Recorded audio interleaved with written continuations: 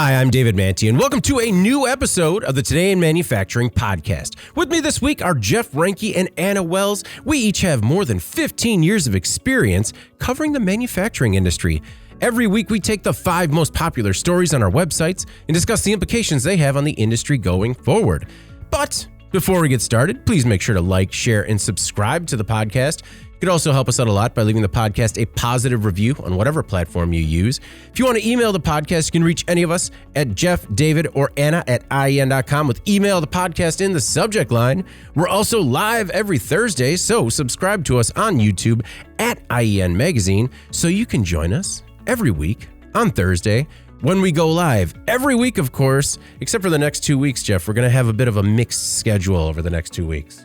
Gets a little crazy with the 4th of July holiday coming up and us basically just ditching this office for a week. Yeah, as an office, we shut down for the week of the 4th of July. So the podcast is going to be a day late.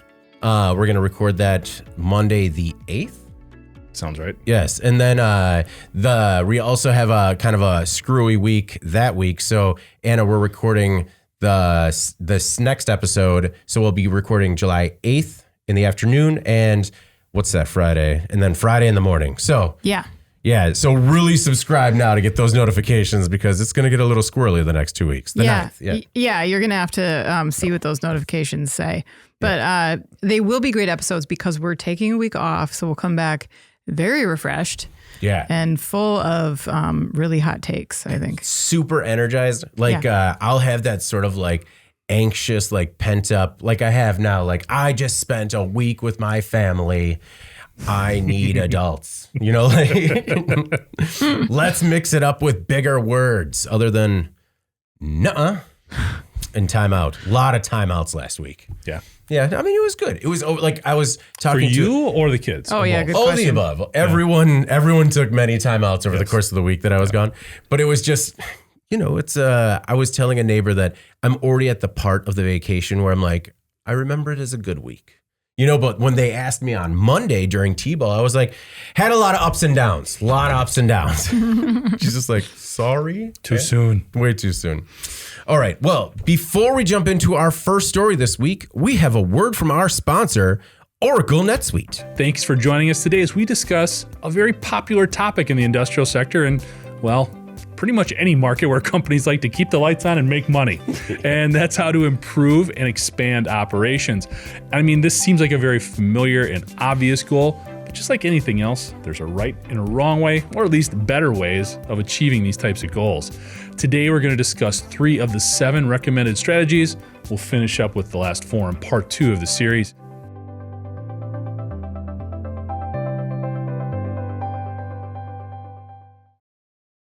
And we're back. And you already kind of know about it. If you listen to the podcast, you've heard. But this week's episode is again brought to you by Oracle NetSuite. So listen now to the new podcast, How to Improve and Expand Your Business Operations.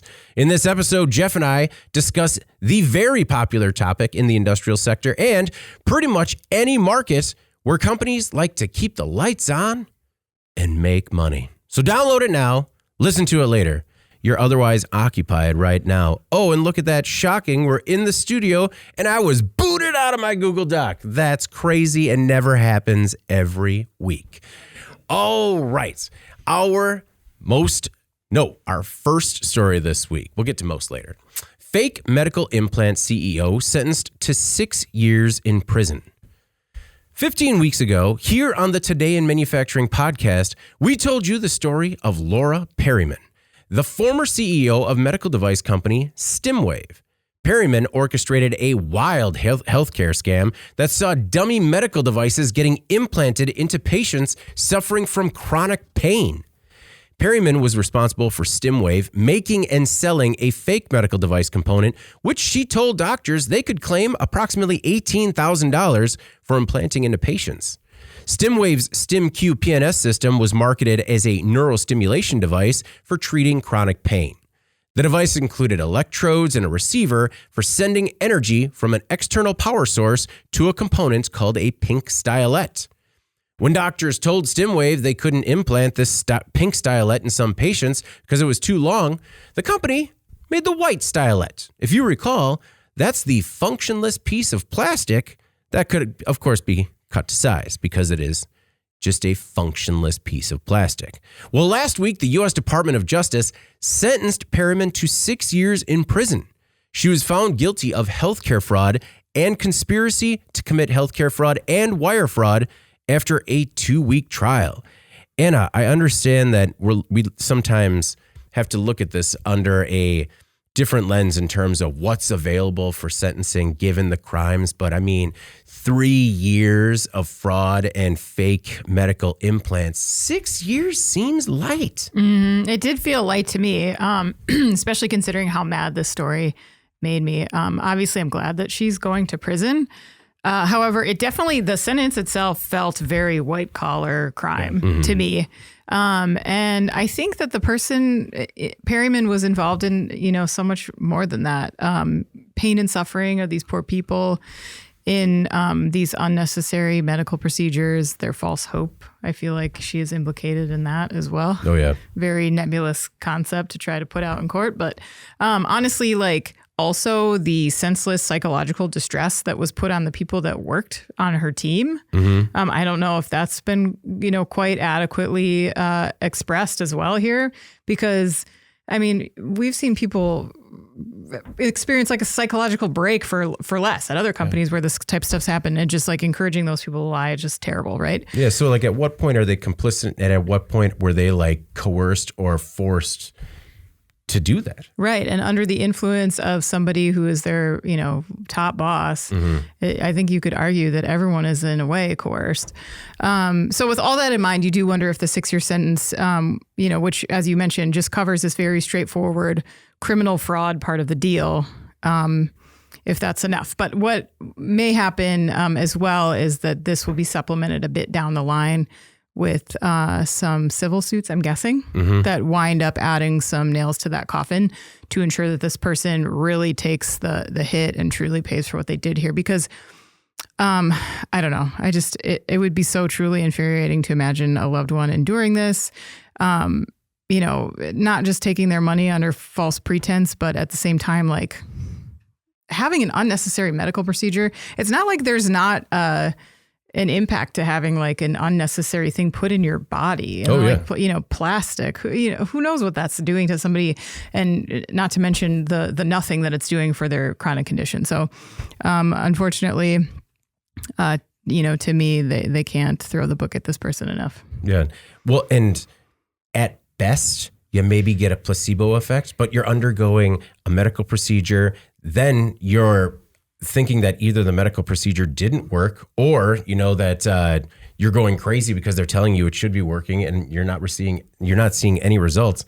I don't know. We talk about some of the lawsuits, like the Reese's packaging, stuff like that, and people getting fired up over that. This is something where I do think be as litigious as you possibly can, and with no judgment externally. Yeah. Two totally different things. Two totally different things. But I understand that. But I mean, it's when you talk about people suing for damages, it kind of sometimes gets rolled under this umbrella of people are too sue happy, but it's you couldn't sue them enough. Yeah, people should do that. Yep. Jeff, one thing that I couldn't find the number of patients that were affected, but I mean, this is 3 years worth of fraud. So there has to be a lot of people out there that are still suffering and still looking for, hopefully a little bit more resolution than just seeing the person at the top going away for 6 years. I think on the patient side, it gets a little sticky from a legal perspective, because in some instances, nothing happened. So there wasn't necessarily damage done. It was just a false promise. But not that excuses the behavior in any way, shape, or form. But isn't there still because they did implant it in them, right? So there has to be the damage of I don't know how you quantify unnecessarily opening your body. But. Yeah, that's got to be something. Again, it gets really, and I'm not going to get into that too deeply because I don't know. Yeah, no, a panel of 3 experts here on the subject. Legal experts. It seems like there could be arguments that are saying, hey, this was an elective surgery or whatever, you volunteered to do it. I don't know. Yeah. Anyway, all of those patients are due. They're just ending here, resolution to this. You're right. I agree with you 100%. There's another part of this too that I was going to talk about, and that is the 170 employees at StimWave that are out of a job because this place had to close for bankruptcy when they had a viable product. She had a viable product that worked, but in her own greed and ambition, drove to create this nonsense of a product that basically ruined the company. 170 people out of jobs, 250 claims against the bankruptcy proceedings, over a year in court.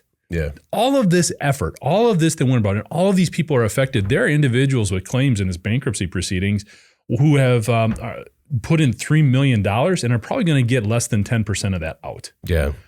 On top of that, 4 of the claims made here were from Laura Perryman for over $61 million. Oh, because she wasn't paid? So basically, I didn't get into all of that, but she made 4 petitions, 4 claims. Now, she didn't get any of that yet. Hopefully not at all.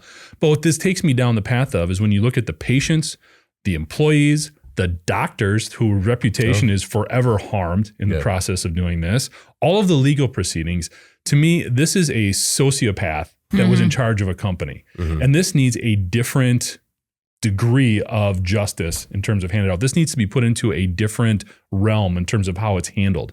I understand by the letter of the law right now, this is all under a fraud, an economic process. But when you're endangering this many people with absolutely no regard to their well-being, restitution has to be more than just prison. Yeah. Okay. She should be working in hospitals.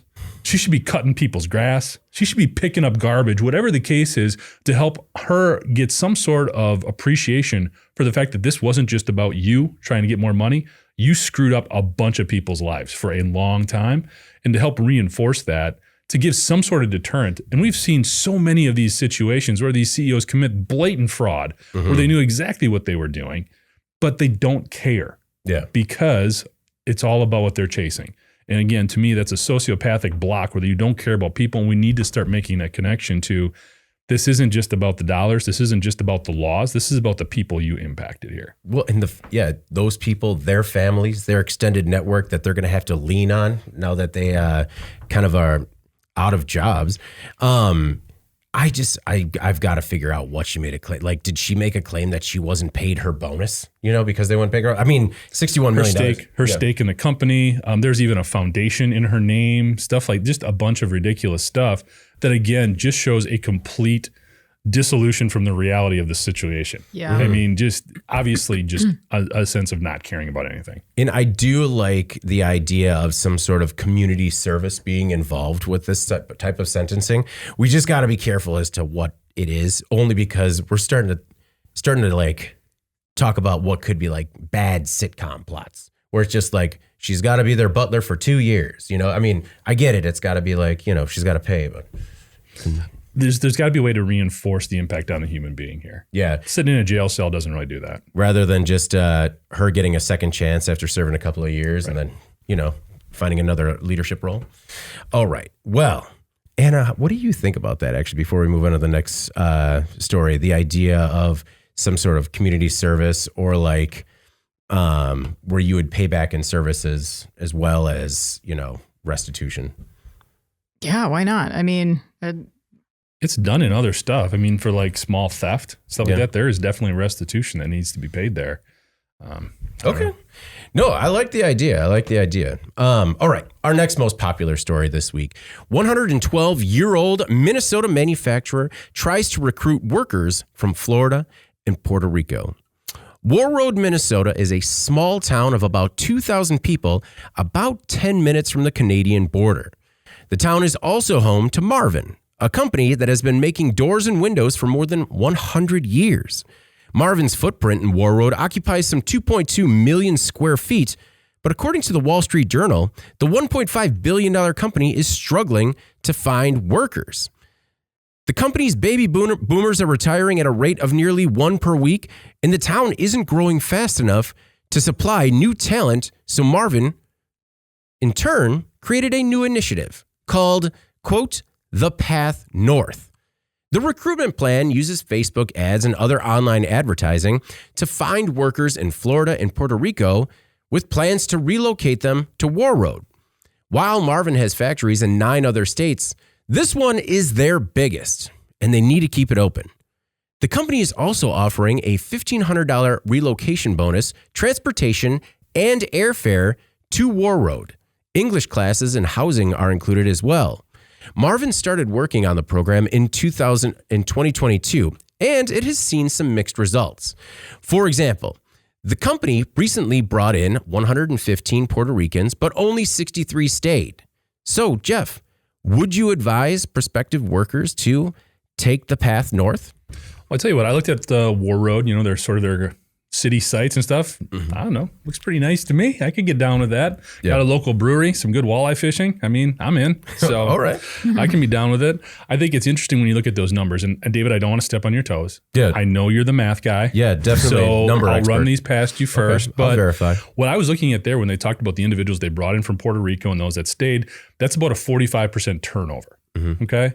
Which actually isn't that far off. According to the Bureau of Labor Statistics, when you look at manufacturing right now, turnover is about 40% for new hires. Super high. So, but we're not that far off from the national average in terms of what they were doing. I think it's a really interesting out-of-the-box solution. They're looking at getting around some of the legal ramifications, and I'm sure a lot of different issues in terms of maybe going outside the U.S. These are U.S. citizens that they're basically offering a chance to relocate. Yep. I would think coming from either one of those places, the cost of living would decrease. Maybe not Puerto Rico, but definitely Florida. Oh, yeah. Going up to northern Minnesota, I would think the cost of living would be a nice change of pace. So I think there's some definite benefits here. It's also a growth industry. This is an industry. I mean, you've had some experiences with doors and windows. Plenty. You know that you always need new ones. Yes. So I've been there as well. I think Anna's done some remodeling. So and looking at some stats, it's like a 5.5% growth year over year. So it's steady. It's a good job in a solid community. I like it. I think it's a unique approach to going after this. I think what's also interesting is Marvin has a facility in West Palm Beach, Florida. So you kind of wonder if some of those folks in Minnesota are going, hey, wouldn't mind going south too. How about some reciprocity? Maybe we can run this both ways here a little bit. Yeah. But no, overall, I thought it was a really novel approach. We'll go down there and help them move up, but we're going to stay. Yeah. No, to your point, Jeff, Marvin CEO Paul Marvin said that the recruitment is, quote, not an immigration play and that all participants are U.S. citizens or have the authorization to work in the U.S.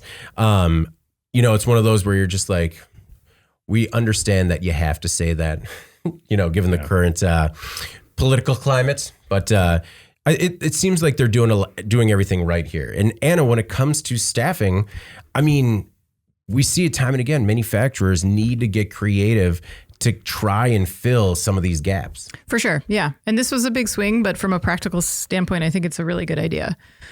Florida is one of the fastest growing states in the United States right now, if not the fastest growing. They need to support that with enough jobs. And right now, Minnesota's unemployment rate is 8th lowest in the country, while Florida's the 22nd. Mm-hmm. In general cost of living ranking, Minnesota is 30th, while Florida is 38th. So that could be an even bigger difference, I think, if you're someone who's living in maybe a metro area in Florida, because there are some very expensive areas in Florida to live, compared to the small town in Minnesota. So I think there's definitely some space here in that equation where you could, indicate that somebody might come out ahead taking this chance. And I think it's an interesting approach too, because of the way they're actually actively recruiting. Because normally, I would say the vast majority of manufacturing businesses, if they recruit at all, do so, in their local area. But really a lot of it is like putting up your job posting and kind of waiting. Yeah. It's an Indeed post. Yeah. It's like, it's an inbound type process. And I think there could be a perception from non-local applicants that they are at a disadvantage if they try to pursue that, right? Because if you think about it, if you're in Florida and you're applying somewhere in Minnesota, you have to think you're kind of trying to thread the needle on applying, getting the job, and then actually logistically trying to untangle your life in Florida and move to Minnesota, right?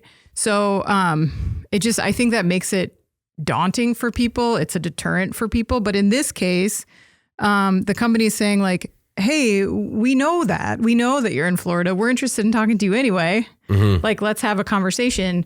Versus I think people just being like, that's not going to work for me. Yeah. Or I've heard also anecdotally, companies, manufacturing trades, whatever, have been burned so many times with turnover, to Jeff's point, that they're like, give me a call when you get here. Yeah. Mm-hmm. And so, if you don't want to roll that dice and uproot yourself for a job you don't even have yet, maybe that's not appealing to you. But if you have this sort of almost like a path to the north to get there, I think that like takes away a lot of the barriers. So I do think is a really good idea. I think it was very smart. I also think, you know, I would prefer to see something like this, even if it's a big swing, even if it's only 50% effective, which I think to your point is like still quite good. Yeah.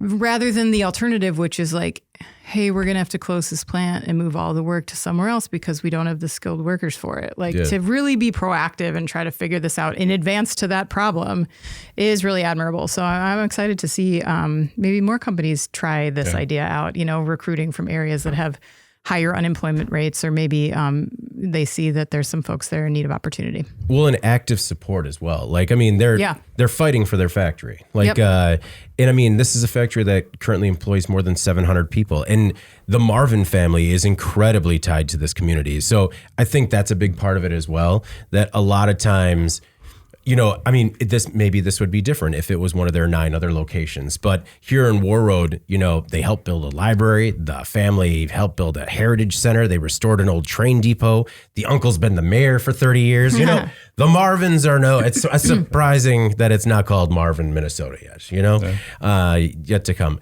But just logistically, they are working with a company called Integrated Staffing Solutions. They're the recruiting agency in Minneapolis, working with Marvin that helps conduct like an initial screening, and then Marvin handles the job interviews. So there is a little bit of help there with it. You know, you're not just getting a bunch of kind of cold resumes in, just trying to be like, hey, okay, like, you know, they're taking a little bit of that risk out of it for you. And I also found it interesting, you know, it's still a family-run business. They're run by the great-grandchildren of the founder, George Marvin. And this is a company that's gone through recessions, depressions. It's been burned down twice, you know, so it has persevered. And it seems like, you know, I mean, and, you know, we're talking about bringing new people, new incomes, new revenue to the city as well. Like, I don't know. I think that this is kind of win-win. Yeah, they're like, we are not going to be taken down by this. Yeah, right? It's not going to be the labor shortage. But no, it's when we see, you know, we've covered a lot of the other like getting larger signing bonuses, but we've seen signing bonuses kind of work with modest success, you know, because you get the people in for the 3 months, the 6 months, the 9 months, however long for the bonus, and then they kind of move on. But this is showing like the company's putting a real stake in your career as long as you show a similar commitment. So I really like it. And I think this is something that other manufacturers could really learn from, you know? Absolutely. But an undertaking. Oh, for sure. You know, it's like this is a campaign. All right. Our next most popular story. Ford's electric SuperTruck wins grueling Pikes Peak race. Late last month, Ford Performance said it planned to conquer America's mountain and, at the same time, advance electric powertrain R&D. But could its new F-150 Lightning electric SuperTruck successfully complete the 102nd Pikes Peak International Hill Climb in the Colorado Rocky Mountains? That was a longer question saying it than writing it.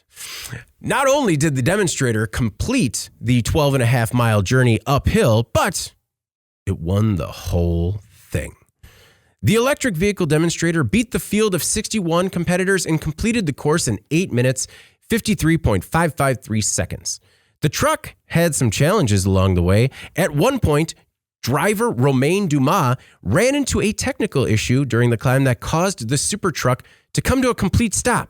Dumas had to completely reset the 1,600 horsepower SuperTruck. The team prepares all year to get one shot, one chance at this unpredictable race. And in this situation, Anna, Ford crushed it. Yeah, they did. They nailed it. And we were talking about this for a while. We talked about this on the podcast, I think. And everyone was pretty excited to see how this thing went. I don't think I could have watched it because of all of the turns. It is like, oh. Man, watching the GoPro footage. I mean, if I'm feeling sick just watching the footage, like I don't think that I really respected how tight some of those turns were and how blind they are. Just, man, it is it is a grueling race. For sure. Yeah. I think a lot of cool things came out of it. Obviously, the race is just one very cool piece of it. But also they talked about how the SuperTruck, as developed and nurtured for this race, was a testament to collaborative design. And I thought that was such a cool point in the article because they incorporated in, people from their Ford team that were essentially, this is a word I had never heard before, aerodynamicists. Yeah. That's a thing. That's a thing. That might be and the coolest job in Harvard. America. Right Yeah, there. I know. Aerodynamicists. It's like when you ask somebody what they do at a bar and they're like, I'm an aerodynamicist. And you're just like, what do you like to watch on TV? Yeah, let's talk about Game of Thrones. It's and so it sounds like they had not only just their team OEM, but also some like racing experts involved in incorporating into this design, working on ways to get the vehicle's weight down, which I thought was pretty interesting because that is a real need just in general for EVs. And I know nobody talks about that too much because the market is still emerging. But as a long-term goal, reducing vehicle weight will be a consideration, I think, because it improves efficiency, it improves safety. EV drivers are safer right now, but that doesn't apply to what is around them because their vehicles are so heavy, and the roads, the infrastructure, the guardrails, bridges, it's all accelerated wear and tear. And not only do we have bigger ICE vehicles on the road, but we also have these very heavy EVs. And if you look at like the F-150 Lightning, for example, some trims of that vehicle are pushing 7,000 pounds. I don't know if that's sustainable, right? So if you consider here that this is more than just marketing, but perhaps a great learning experience for collaborative design and objectives for the future, maybe they're not paramount for the market as it exists right now, but, it could be in the future as companies look to fine tune their EV offerings, that's something that they can start incorporating in. And then, of course, it is great marketing. Yeah. There's still so much I think that consumers don't know about electric vehicles. I've been surprised by some of the questions that I've been asked that I thought were like, Yeah. Like what? Like how many people have asked me if I have to charge my vehicle every day? Oh, yeah. Still. Just like, so what's it like? Just sitting there waiting for it to charge before you can go anywhere. Yeah. Like, what if you're out and about, you charge in the morning and you're out and about and then that wouldn't happen. Yeah. Where do you think I'm going while I'm out and about? Anyway, but I think like for this to show the capabilities of what Ford can do here, it's putting out like this great look. And I think it also, maybe there's this perception out here that EVs are like somehow lesser versions in terms of speed and agility and performance of what, ICE vehicles are. And this kind of shows that, like, look at the capabilities of this. I mean, it was pretty exciting to see that. So I think it's a win just from a long-term development perspective, but also short-term, way to go, Ford. You did good. Well, in some of those other collaborators you're talking about, auto racing team Stard played a crucial role in the creation of the truck. The SuperTruck also had top-of-the-line Sparco racing harnesses and safety equipment, bespoke Pirelli P0 tires. And, like you said, these are all things that still need to come a long way in terms of being ready for a large EV market. Jeff, one thing we all said on the podcast was like, man, I can't wait for this. I'm going to watch it. And I know that I missed it. Did you miss watching it live too? Didn't catch this one. We had a real busy weekend. Yeah. So I did not catch this one, but Ford does owe me, I think, a lot for this performing well, because this was mine in case you missed it, I believe, about 3 or 4 weeks ago. So you're welcome, Ford. Yeah, you brought it home. 100% credit. Yeah, for this you built the performance buzz. as for well. You're this. a collaborator. I'm a collaborator. Well, you collaborate with them. okay. You're a part of the effort. Yeah, I know. That's got like a negative connotation. I almost thought you were going like influencer pathway there. Oh, man. Yeah. They should send you some free swag so you can tag them on your post on Insta. Both of them. Yeah. I'm not going to reiterate everything Anna said, but I agree with her 100%. And last week we had a story talking about Ford developing this low price EV strategy and this team about putting those together. And, I was critical of that in terms of that being sort of the overriding focus, if you will, of what they're doing from an electric vehicle perspective. This is what you need to tout and promote for all the reasons that Anna just said there. This is what's going to change people's perspectives on what you can do with electric vehicle technology. This is the type of stuff that is going to get somebody to go from the traditional Ford F-150 to a Lightning, or, Yeah. we know the Silverados are coming out later. All of those types of mindsets that have a certain idea as to what an EV is limited by. Talk about this. Talk about what we can do here. This is what can get more people on board and sort of change that mindset. I think this is really important. The one thing that is important to also note here, this is not what you're going to buy. This No. truck, You're not buying a SuperTruck. It was awesome in terms of all the spoilers and the aerodynamics that all those aerodynamicists added to it. Nailed it. But all that stuff, as we know, does trickle down to the consumer offering. So, no, it's very cool to see. No, when you, again, look at that GoPro footage from the dash, or it was probably on the driver. Play 30 seconds of that. Yeah. And, you could probably go a long way in terms of creating an ad, as long as it's not the first 30 seconds. Because that was one thing that I definitely was curious about, where they said it came to a complete stop at some point and had to be reset. And it's not as bad as it sounds, but it's definitely the truck takes off, and then about 20 seconds later it starts slowing down, and you're like, wow, was that it? That is a short 12 and a half miles. And it just slows down. He has to, essentially restart and hit the button. But it was a situation that Romain Dumas called, quote, quite stressful. The most stressful situation that he's had on a Pikes Peak run. And he's been doing this a long time. This is like the 5th time he's won it, which I think puts him second. There's another driver that's won it 9 times. And actually, it was pretty interesting because right after his run, he was a little defeated, they were asking about what happened. And he's like, you know what, no matter how many times we prepare in advance, that part of that quote, you only get one run, one shot, one chance in an unpredictable race.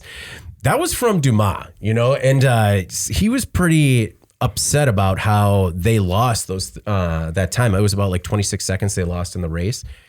And that was because they interviewed him right afterwards. I'd like to see an interview after this 60 other competitors were done. And he's just like, what? It was a real bummer, but hey, we still came out on top. Yeah. Well, and that is kind of understandable too. When you look at that much horsepower being generated, and the airflow is so much different at that elevation. There's a lot of different, just very basic mechanic stuff that needs to be adjusted for an electric vehicle operating in that type of elevation. So that really couldn't have been, frustrating, but probably to the engineers, not a total shock. Yeah. As far as what you're dealing with. Not a total shock. And the fact that all he had to do was hit a button, restart it. It was okay. It was okay. And man, if you were ever that anxious passenger for the aggressive driver, that footage is sometimes hard, where you're just like, I know I'm watching a YouTube video, but he is taking that corner pretty hot. Can't do it. Another thing of note is that before the event, the SuperTruck actually set a new qualifying record for the open class with a time of 3 minutes and 32.831 seconds, beating the previous record by more than 7 seconds. And that record was actually set by Ford Performance in last year when the team won it with the team set the time with the Supervan 4.2. Supervan 4.2. I know. And I have never, I think that's what producer Eric drives. Well, that's, I've really fought against this, I've been hemming and hawing about this minivan life that I know I'm going to be living soon. But if it's a super van. We've heard the tales of Eric's super van. Yeah, look at this van. Yeah. That's not a van. That's what I need. I need this van. That is Eric's minivan minus the paint job. That's a tall race car. I just, this is the best way to get my kids to and from camp during the summer. This is the only way. We're going to do it real quick. All right. Well, our next most popular story this week. Investigators search battery factory ruins after fire kills 23. More than 100 people were working at a factory in South Korea when a fire broke out and nearly killed a quarter of the staff, who were mostly Chinese migrants. This week, forensic experts and other officials sifted through the charred ruins to find a root cause. Security cameras showed the second floor of the factory engulfed in smoke soon after sparks were detected near a lithium battery storage area. During a site visit, President Yoon Suk-yeol ordered officials to put in new measures to effectively deal with battery-related fires. This factory is owned by battery manufacturer Aerosol. Most of the dead workers were daily laborers, so they were not likely familiar with the building's internal structure. In the video, it actually showed some of the workers rushing into areas where there was no exit after failing to put out the blaze with fire extinguishers. The victims also likely were harmed by inhaling toxic smoke.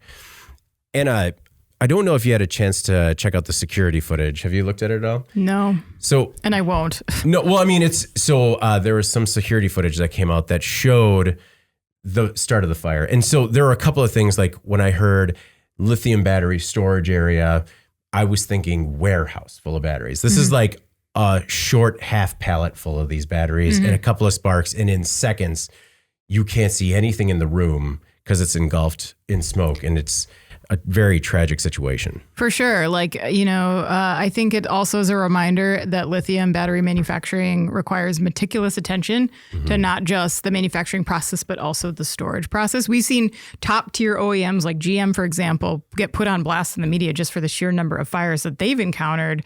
Different type of lithium battery, but EV batteries. They had a forklift puncture a battery a few months back, and there was a fire, and it's really easy for these to get out of control, and they require very specific training, I think. So being the building design that you mentioned, that component, and then needing that safety training as well, this could become a problem really fast. And I think while Aerosol is saying that it complied with safety rules, South Korea is known for not having a highly regulated manufacturing industry. And in 2022, South Korea had the third worst industrial safety record of OECD countries, which is a co-op of 38 countries that focuses on better standards and policies for its citizens. So it sounds like the highly flammable end product was just one part of the problem. And then the second one was the use of day laborers or temporary labor who essentially didn't know the layout of the plant to get out in time. And that's just as big of a concern because it comes part and parcel, I think, with the South Korea cultural attitude towards manufacturing being subservient labor. So, then you're going to have more migrant workers there. Perhaps there's a language barrier. And when you pair that with substandard regulations, a highly flammable product, you are almost asking for this to happen. And without, modifying any of those pieces, but really all of them, it's going to happen again.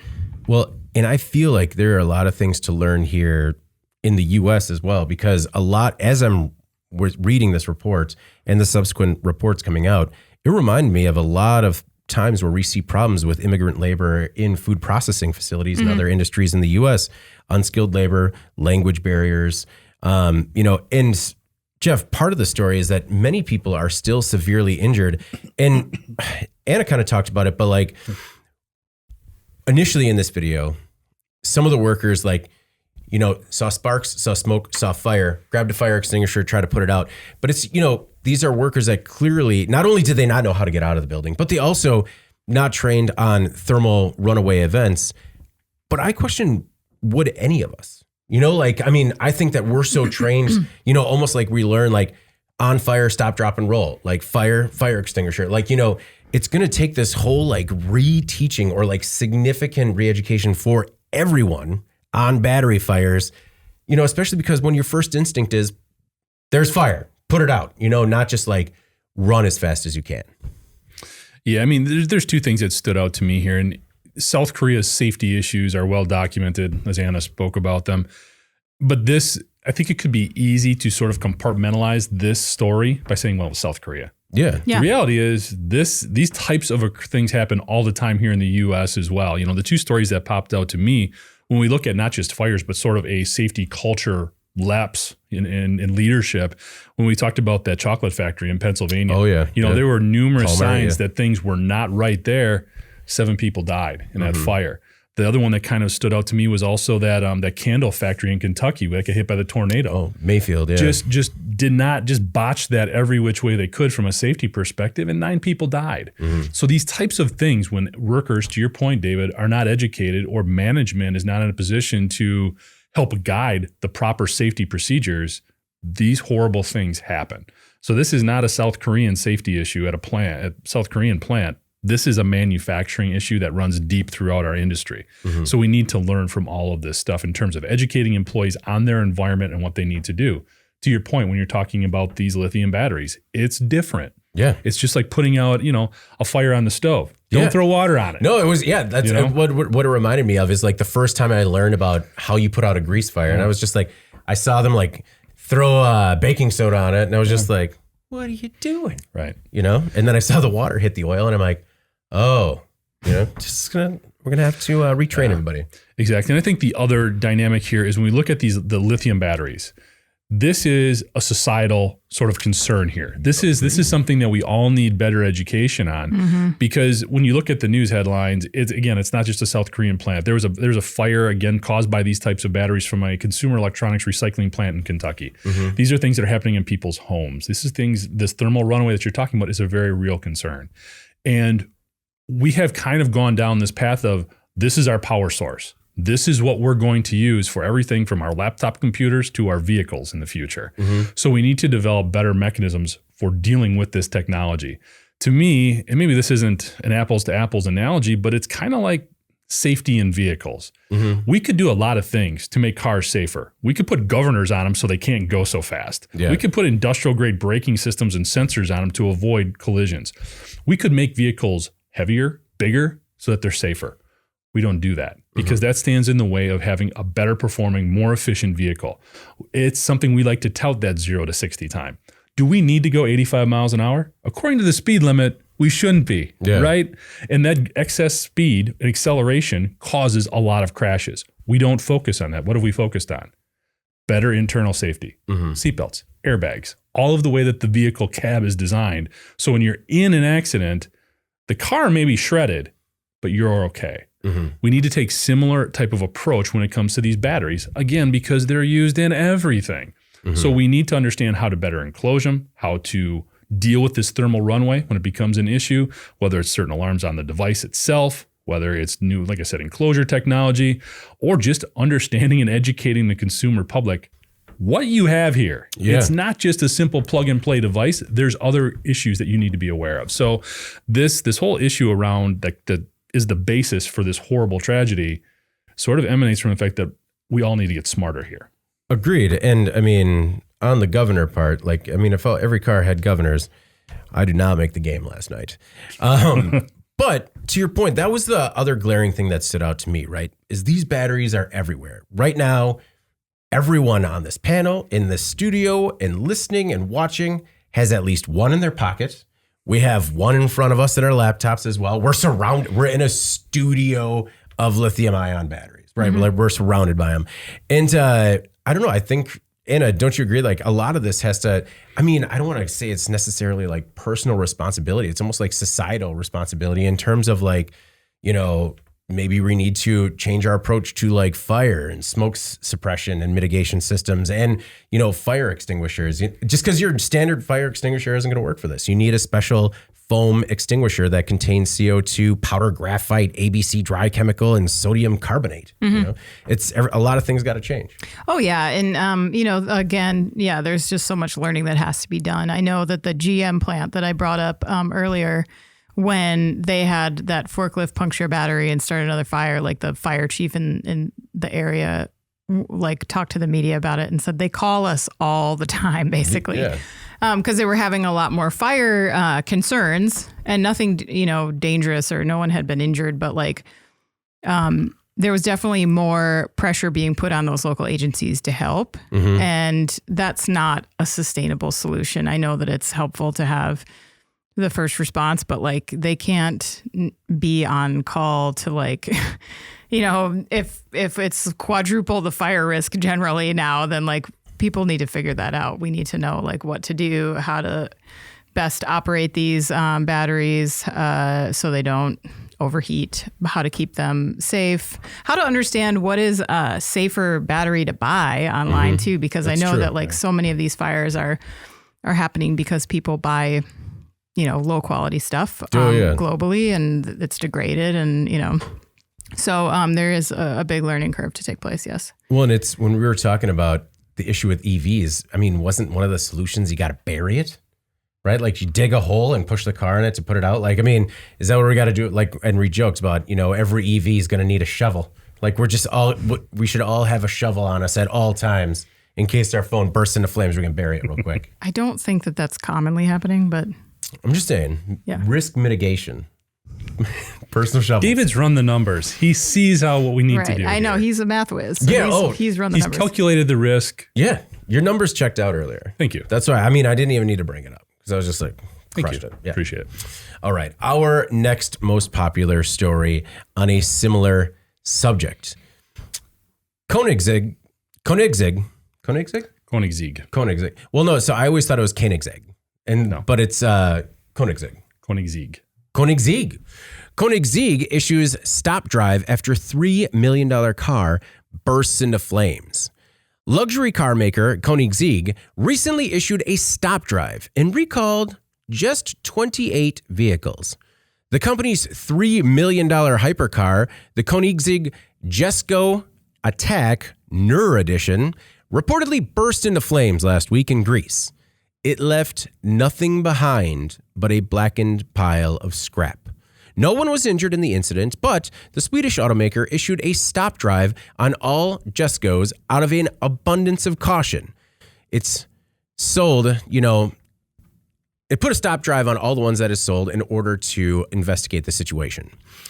Temperatures in Greece have been dangerously high, and that doomed Jesko had been taking part in a slow rally of luxury cars. So lots of high revving at slow speeds, which could have been a recipe for disaster. CarScoops says this particular vehicle had an exposed carbon fiber body option that added nearly $500,000 to the price tag, and a car that's now part of rubble.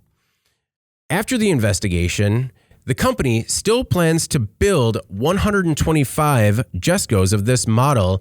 Anna, let's hope that they make sure they get to the root cause of this issue, fix it, and then continue with the production of the other, 97? Yeah, there's 97 people out there that are very, very wealthy and also anxious to get these vehicles. Mm-hmm. This has been probably an incredibly embarrassing situation for this car company. But I think you have to hand it to them that they've undertaken this voluntary stop drive, because a stop drive, I think, is almost worse than a recall in the eyes of a consumer.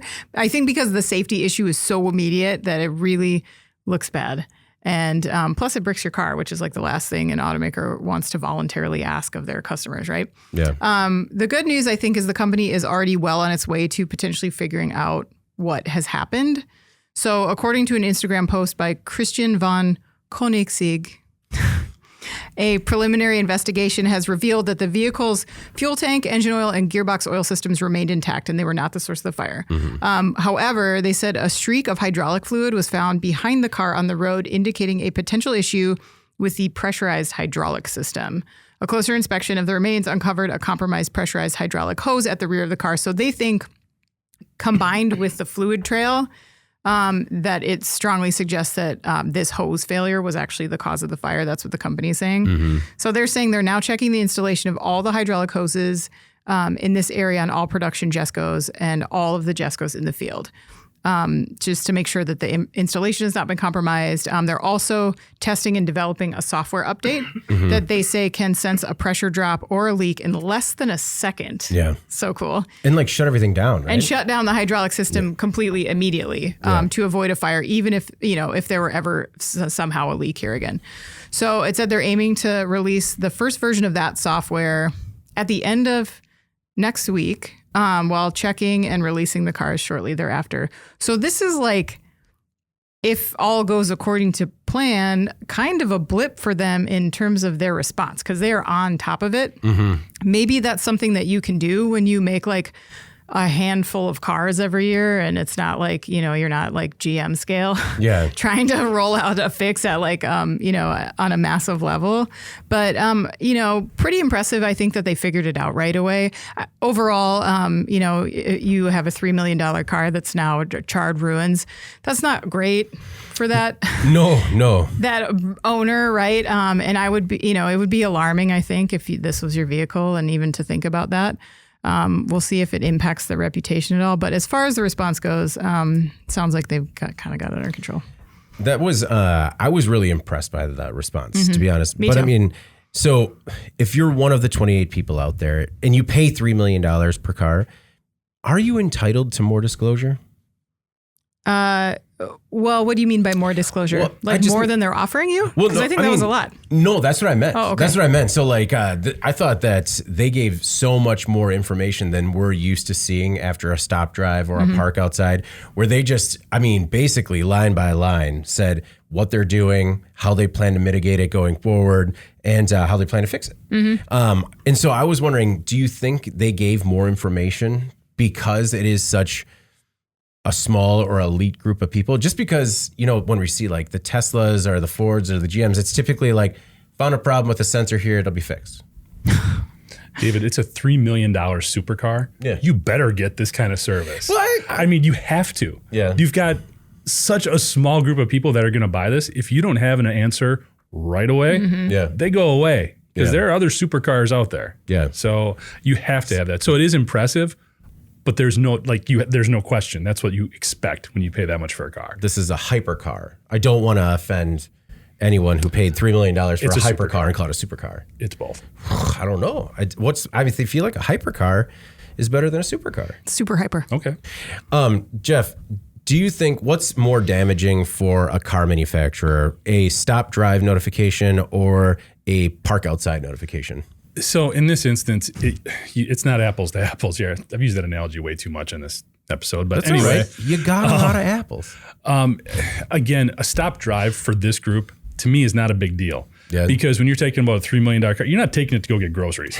Okay. You're driving this pretty rarely. It's more so you can have all of your other rich friends over and go, hey, check out my new Koenigsegg over yonder. Yeah, Okay, you're driving it in a slow rally of luxury cars. Yeah, no one needs Right. it. No one needs it. But like, you don't want your car to be issued a stop. You don't want to be told what to do with your $3 million car. Right. I would agree with that. But it doesn't hit as hard as if it's a GM. Okay. Or something like that. So if you're looking at a regular vehicle manufacturer, if you're talking about my Nissan out in the parking lot, a do not drive is a huge deal. Okay. Because that's going to impact my day-to-day in a very substantial way. Yeah. So that is a huge deal.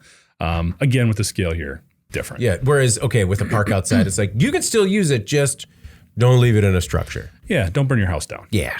Okay. Exactly.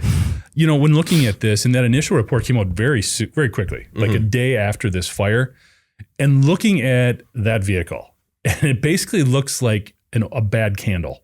Like it is just melted Nothing beyond left. all recognition. The after. Gotcha. I thought that's how you were describing the initial design. I was just like, whew, that is brutal. No, I got you afterwards. It's the we after. tracking now? It's the after. All right. Yeah, I just don't have that mathematical mind. We just didn't connect on that one. No, I understand. So when you see that, the first thing that came to my mind is, man, that looks like more than a bad hose. Okay, I don't want to be the conspiracy guy here, but as more comes out about this, they already said it wasn't an engine fire, okay, because the engine oil was good. It doesn't look like an electrical fire. If they're trying to put this solely on the hydraulic system, which is certainly plausible, if you got a hydraulic issue with that much heat, definitely it could have happened. But for a hose to break on a $3 million vehicle and for it to produce that kind of result that fast, I'm a little suspicious. Okay. I think there might be some foul play here. I would lean more towards something that happened here. There was a crime committed than there is a mechanical failure. Oh, like someone cut the hose? Someone cut the hose. Oh no. This doesn't make sense. It doesn't make sense that this would just fail and create that kind of fire where you just melt the vehicle like that. Yeah. Something would trip. There would be some other indicator. Granted, maybe the person driving this car was completely oblivious to anything else going on. But if you have a hydraulics failure, I don't know. You're going to notice a lot of stuff. Maybe not. If to your point, like you said, you're only kind of taking these cars out. But if you're going at a slow speed, you're also on the brakes a lot, which that's what hydraulics says to me. Yep. So I don't know, man. Besides, when you see the way that this melted, so you're looking at carbon fiber, right? And this also kind of leads into an interesting conversation about the use of carbon fiber with a vehicle like this, because when you're generating that much heat, once you get past that first layer, it does exactly what it did. Carbon fiber is good with heat, but not sustained heat at huge temperatures like you were dealing with here. So for it to get that hot that fast, to melt that top layer and actually get to more of the carbon than the fiber. Yeah. Boy, I don't know. Maybe it'll be nothing. Maybe I'm completely off base here, but that just seems more than a mechanical failure, more than just a quality issue there. Well, couldn't part of it be that it's the nature of a hypercar, it's made to be super lightweight. It doesn't have some of the normal, like, robust safety features on board or components that, wouldn't go up. I don't know, man. It seems like there would be a sensor on everything, letting you know it's good. And like you said, it could have been driver error too, being completely oblivious to things that were going on. Oh, sorry. It just feels like that type of failure to generate that much heat that fast. Something bad. I don't know. I think there's going to be more coming out about this. So it's either a component failure or it's the beginning of Cars 2. Like this car was running an all-in-all, I believe is the you know what? Probably not the audience for that.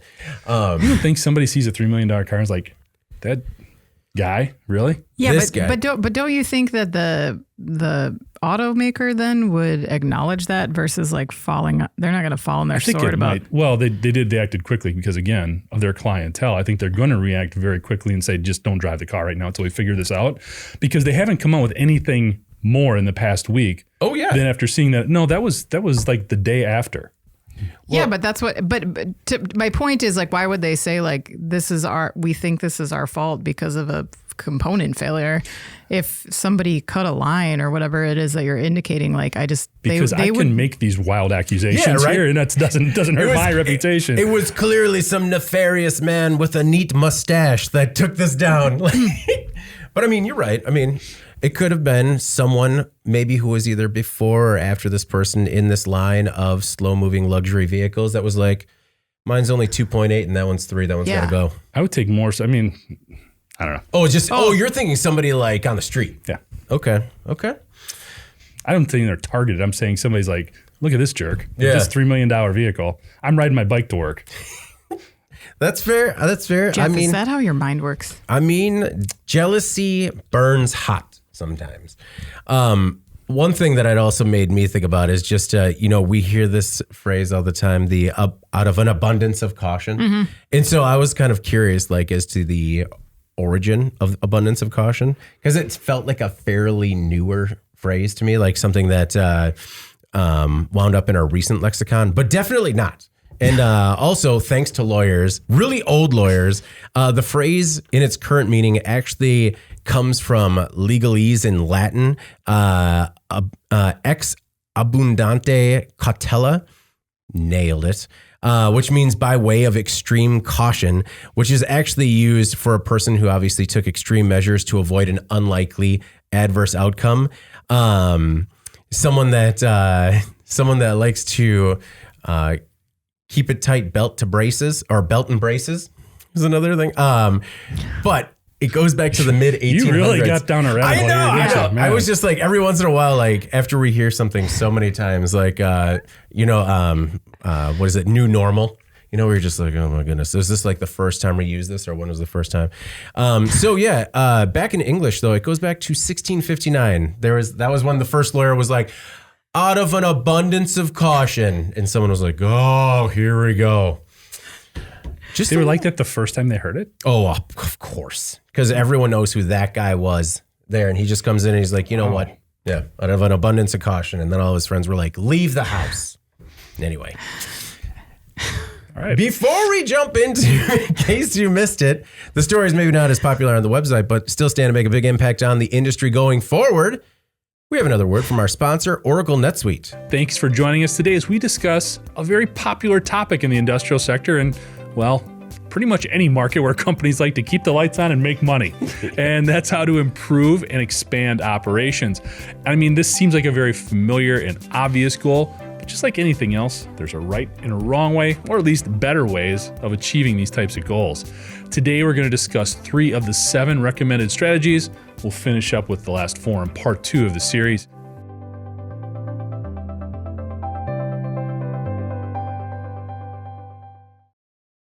And we're back again. This week's episode is brought to you by Oracle NetSuite. So listen now to our new podcast, How to Improve and Expand Your Business Operations. Jeff, we did this one together. Why should they download this now? Well, I think this is one of those where we talk about a lot of basic principles in growing your business, but there are also things that can be overlooked. In the rush to do bigger, broader things, sometimes it is more of these basic elements that can be very key to a business's growth, making sure you're looking into a lot of these different areas. So I think we had a good conversation on making sure we're checking all the boxes and looking into all these different areas and figuring out which ones work best for you. Yeah, sometimes what's common sense to somebody isn't common sense to everybody. And you never know what's going to trigger that aha moment. I think using an abundance of caution, you should definitely check out this. But what does that mean? Funny, you should ask, Anna. All right, well, let's move on to, in case you missed it, again, the story is not as popular on the site, still make a big impact on the industry going forward. Maybe. Anna, what do you have for us this week? Well, I know why this was not as popular on the site because it was a huge downer. But the story I selected was about the Norfolk Southern Railroad crash in Ohio last year. And the title was Railroad Crash Fallout Spanned 16 States, 540,000 square miles. So as we know, the train last year derailed carrying toxic chemicals. Across the nation, people watched basically in horror as officials decided that they were going to burn off the chemicals rather than risk the train cars exploding. Right.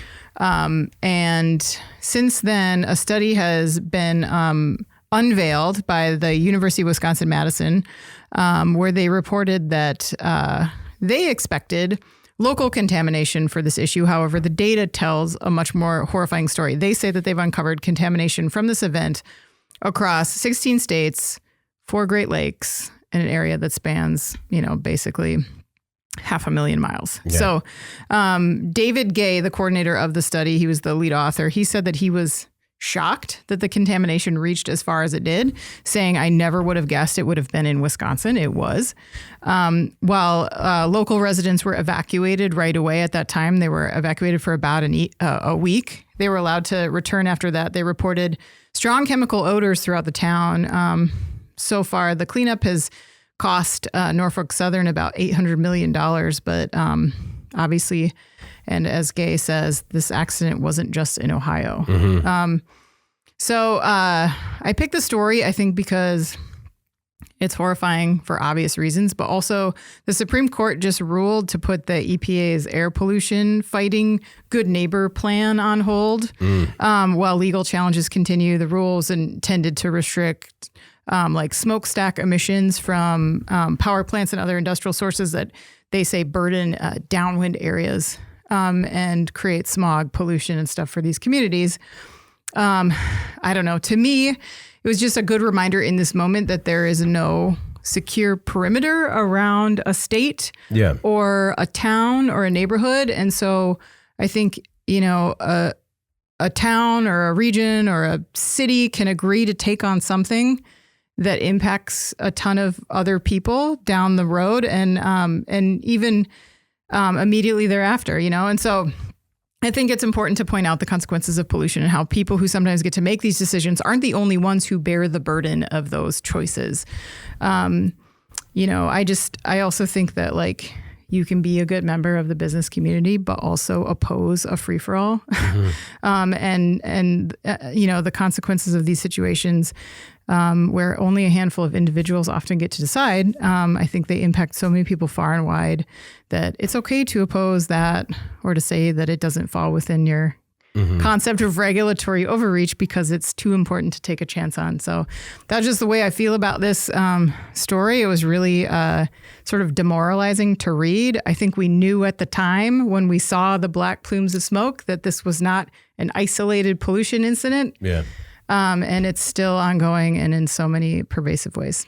Well, we often hear news about Superfund sites, right? And we're talking about a large portion of this entire area, I feel like could become a Superfund site because I feel like we are only at the very beginning of the story in terms of the fallout. And one thing that stood out to me with this particular story was that it was 16 states and 540,000 square miles. Yes, but that's because there was an entire stretch of land that was too dry, I believe too dry to test. Too dry. So it could have been, it could have been another 16, you know, and it was just like, these are the only places we could confirm it. Because they were testing snow melt and precipitation. And so, yeah, it was a dry winter for a lot of places. So Illinois is not included in this. I mean, you can guarantee that was like a big hit there. So, yeah, more than is even relayed in this already massive number. Yeah. Well, and I do like how there was the little spin there where they're like, well, it pretty much got every Great Lake, but not Superior. Superior is fine. So that's good. And it's just like, but other than that, you know, just a pile of poison blanketing the better part of the Midwest. Jeff, what do you think about this story in particular and, you know, some of the fallout we continue to see from Ohio? Well, the biggest challenge we have here, and it really relates to a lot of these industrial accidents, is the parties associated with creating the situation are also the ones who can play the biggest part in mitigating and rectifying it. Mm-hmm. So in this case, when you look at the railroad, when you look at the chemical manufacturers, yeah, it's their fault. Mm-hmm. However, we get caught in this weird dynamic between, yes, we want to punish these folks. They need to pay for what they did. They need to be held accountable for it. But then we also need to arm them in some way, shape, or form with resources to address these situations when they happen. Mm-hmm. And how do we walk that line? Because we don't want to say, hey, we know you're going to screw up, so here, we're going to give you some money when you do it.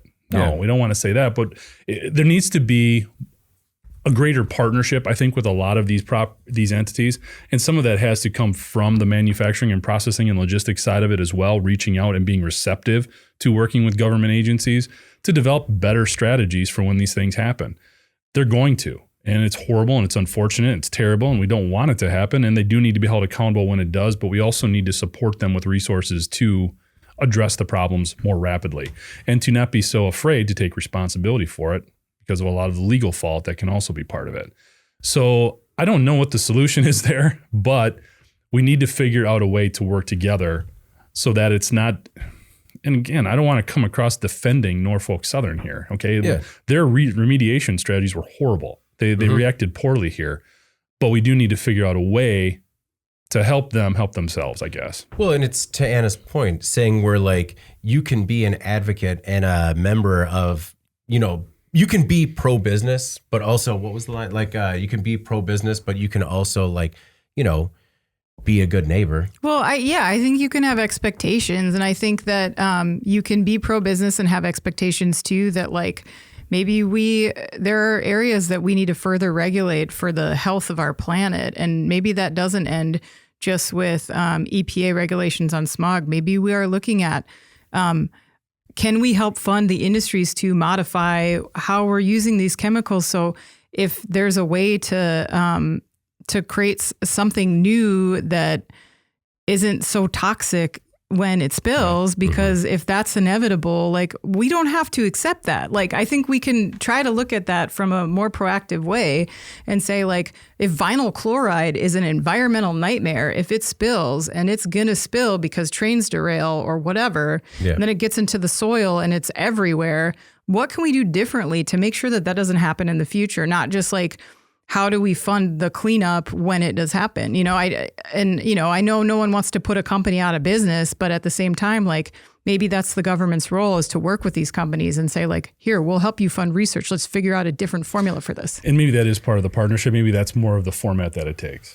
Well, and some of it is, I understand that there are some people out there that no matter what, when it comes to regulation, they're going to push back. You know, they're going to bristle at any sort of regulation.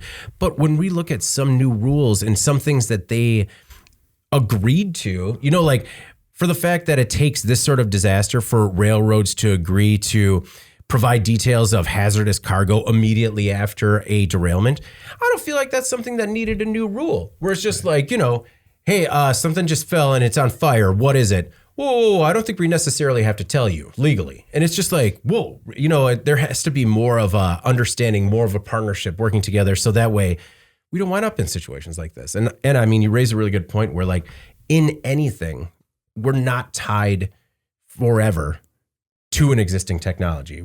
And you know, that's a lot of times we're one way or the other, right? Where you try to innovate our way out of a problem. And then every time we do that, it seems like we're also simultaneously stuck with the way we've always done things, you know? Right, yeah. I don't know. There's gotta be a better way. All right. In case you missed it this week, I went with the story about a new X-plane because that is my weakness. So Northrop Grumman's new X-plane got its official name this week. The X-plane for DARPA's Series Hybrid Electric Propulsion Aircraft Demonstration. If you don't recall, that is the Shepherd program, and that stands for Shepherd because of the series, the hybrid, the electric, the propulsion, and the A and the R just subjectively out of aircraft. That program received its official designation, the XRQ-73. Northrop Grumman's Aeronautics Division, which is out of Redondo Beach in California, is going to be the program's prime contractor, and the aircraft concept specialists at Scaled Composites are also going to be a major supplier. I picked this story because there were a couple of cool things that stood out. One, Shepherd is an X-Prime program, and that means that it hopes to leverage technology from previous projects, this one in particular, the Great Horned Owl project, and they want to pull the Series Hybrid Electric architecture and other components out of that. The Great Horned Owl was a program that started in 2011 by the Intelligence Advanced Research Projects Activity, or IARPA, to develop an extremely quiet surveillance drone. As one person pointed out, looks just like a quiet white boomerang. The project was also supported by the Air Force Research Laboratory. The XRQ-73 is going to be a Group 3 unmanned aircraft system that weighs about 1,250 pounds. One thing that stood out to me was that the aircraft's maiden flight, according to DARPA, could take place by the end of the year. And that is exciting. According to Shepherd Program Manager Steve Comodina, the X-Prime program takes emerging technologies, burns down system-level integration risks to mature a new missionized long-endurance aircraft design that can be fielded quickly. The program is going to further develop scientific propulsion, architecture, and power class as a model of potential benefits for the DoD. Now, I picked this story not just because it's a cool plane, but also because there are ways that we can do it quick and still do it right. And I like when we are able to sort of fast track these types of projects, able to figure out how we can make it work and how we can get them into the field faster. And I don't know, I just see this as a potential way of doing business in the future, especially with mission critical technologies. Jeff, I don't know if you had a chance to check out this story. What were your thoughts on the new X-plane and some of the work they're doing with Shepherd? David, are you saying this could be a thing that leads to the thing? What? He did it! Actually, do you know, I think like 4 or 5, in case you missed it, like I'm just setting the table for you. Just like, because Well, you basically said that in your last yeah. It's, I mean, comments there. Yeah, I got it. Just fleshing it out for you. No, thanks. No, I think the two things that caught my attention with this story is, first of all, the weight. Mm-hmm. Looking at 1,250 pounds. I mean, that's incredible for an aircraft of this size and with these capabilities and with this range to it. The range was the other thing that always catches my attention with this. When we talk about longer range, I think that's because we're looking at potential military conflicts down the road. We're looking at China. We're looking at Russia. It's a long ways away. Mm-hmm. And I think one of the things that helped with expedite the process is we're looking at an unmanned aircraft. Yeah. So there's a lot of safety issues, a lot of human interface issues or challenges that kind of go by the wayside. So very impressive that it was still able to come forward that quickly. Again, that lightweight of an aircraft that can go that far is incredible. Well, and like we've talked about with previous X-plane projects, you know, you fast track it with an unmanned system, but you can always put a person in there afterwards. True. Anna, your thoughts on this latest DARPA project? So first things first, whatever this seal is that they have on the photo. Yeah. Can you pop that up, Eric? I don't know if you have the link, but it is for the Shepherd program. It is like looks like a dog with a shepherd's hook in its mouth, and then an owl, and then on its back. It's carrying because the shepherd, the dog, the German shepherd, also a shepherd with the shepherd's shepherd's hook. Yeah. You know, issuing the owl into the future. Mm-hmm. And then a random, what do you got there? I think that's like a hawk. Yeah. A hawk that's like shining light down to earth. And then a very, very 80s color scheme. I love it in every way. Yeah. I just wonder who at DARPA was like, you know what? I'm going to use Homeward Bound as my influence on this. I know. I'm looking for something that's like half Homeward Bound, half Top Gun. What do you got for me? Like, I feel like that. Like at first, the dog had laser eyes, but then they're like, the laser eyes are too much. Just too much. Dial it back. Dial back the laser eyes. Yeah, I mean, for whatever this unlikely group of characters and their journey home entails, I'm all in terms of watching that movie. Oh, for sure. I mean, like, they have my full support. Does the shepherd's hook mean that this is also a blind dog? He's a working dog. No.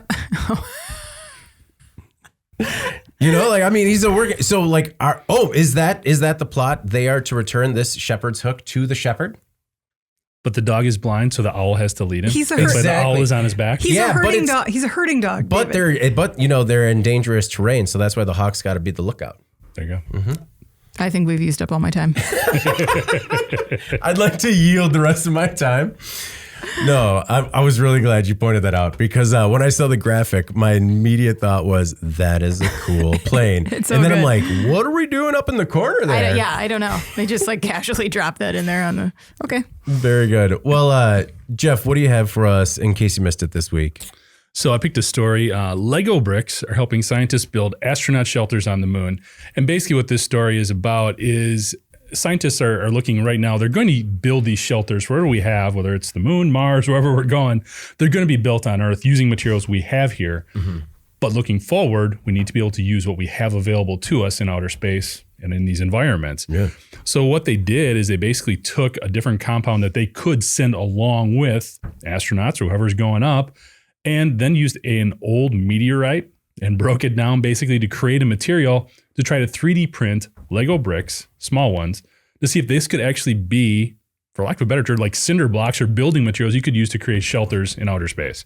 So I thought it was pretty cool because it talked about just this advancement in forward thinking that's necessary if we're going to go to places in outer space, but also using some real basic and elementary type of, material strategies, tactics, whatever you want to call them, with Lego blocks. The consensus was that they could create the block, but they didn't really talk too much about how well it worked in terms of fitting together and everything else. Yeah. So they can create it, but they're not sure about actually using it. The idea was to obviously do this at a small scale before they build larger ones or see if that would be feasible. So kind of a mixed bag in terms of how it worked for what they're actually looking to accomplish down the road. But again, this is a first run at it. The other thing that it's really going to be used for is in different Lego stores, they're going to display these bricks to sort of generate greater interest in the space program, to inspire kids to say, hey, look, you're building stuff with Legos right now, which when I was a kid wasn't real complicated. Now it's a whole nother level in terms of what you can do with these Lego kits. But just that whole inspirational dynamic when we talk about getting kids excited about STEM careers and manufacturing and everything else. I just thought it was a cool story because obviously it's using a current challenge to also inspire future generations. So I thought it was kind of cool. Well, I think it is awesome. And I'm glad that a brand like Lego finally attached to something like this. And I understand, right? Like, they're really protective of their IP, but I feel like if you're 3D printing Legos on Mars and they don't have the same clickability, it's going to be all right. It's going to be all right. You're not going to damage the brand. But so there have been, in previous Martian and moon shelter building challenges, this has been a winning design in previous challenges where they're like, okay, essentially we will send a 3D printer. We're going to use regolith to turn into a slurry that'll be fed into the 3D printer. And we're going to print essentially not bricks, but they were Legos, to build these shelters. And, I always thought like that is a great idea and also something that is pretty easy for someone to wrap their mind around, like print a brick, make a building. And, I think that when you have a brand like Lego associated to it, before it's just in academia, it's published in a paper. Sometimes people pick it up in the mainstream media. No one really pays attention. When you're 3D printing a Lego with an asteroid or a meteorite, that's going to get a little bit more run. So I think this is a really cool, publicity stunt, if you will, from Lego, and potentially a technology that's going to be used. I was going to say, it's a little bit more than a stunt. I mean, there is valid technology science at play here. No, agreed. So effort There you go. Oh, right.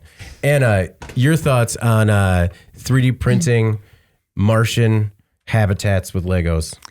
Yeah, I think it is cool, like, to kind of bring those two things together, space and Lego, and, kind of tells the whole story, gets kids excited about it for sure. And also, like, we have seen 3D printing really show a strong use case for space. Like, obviously there's the challenge of transporting materials, the weight of that, the cost of that, the time, and it doesn't make sense to do it any other way than do it on site. So this is the future of that, for not just like the idea of colonizing space. I think that's like sort of not close, but for astronauts, obviously, to build what they need, the structures, they said, the launch pads, shelters, things like that for the moon. So it'll be interesting to see if this gets used and how soon. Yeah. Right. That is enough of a draw to get me in a Lego store.